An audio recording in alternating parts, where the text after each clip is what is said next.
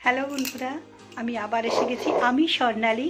এই স্বর্ণালীর সংসারে তোমাদের কাছে নতুন ভিডিও নিয়ে। তোমরা কেমন আছো? নিশ্চয়ই খুব ভালো আছো। ভালো থেকো, হাসি খুশি আনন্দে থেকো।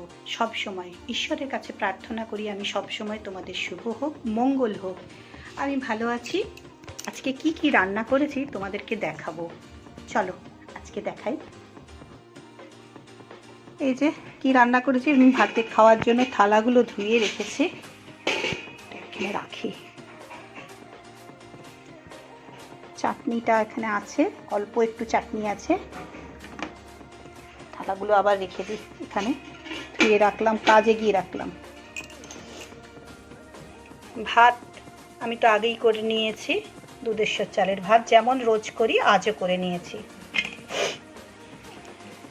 আর এই যে লাল শাক ভাজা করেছি, লাল নোটে শাক, একটু শুকনো লঙ্কা ফোড়ন দিয়েছি, আর পেঁয়াজ রসুন আর পোস্ত ফোড়ন দিয়ে লাল শাক ভাজা করেছি। দেখো সবাই,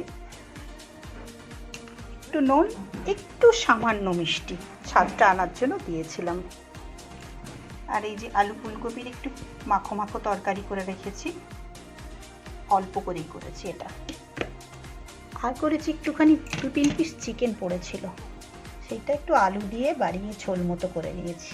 সবই কিন্তু আমার কাঁচা লঙ্কার বাটনা, গুঁড়ো লঙ্কা দিইনি। আর স্যালাড তো আমার ফ্রিজে কাটাই আছে, এই যে স্যালাড কাটা আছে।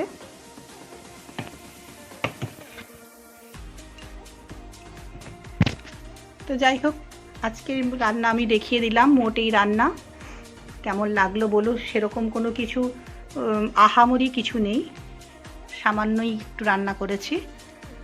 তো কেমন লাগলো, ভুল ত্রুটি হলে নিশ্চয়ই জানাবে, তাতে আমারও সুবিধে হবে।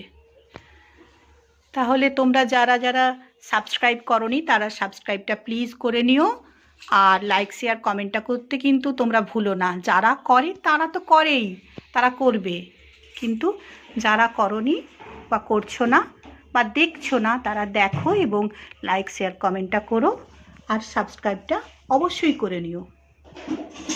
তাহলে আবারও বলি, তোমরা খুব ভালো থেকো, হাসি খুশি আনন্দে থেকো। তাহলে আজকের মতো এখানেই রাখি, টাটা।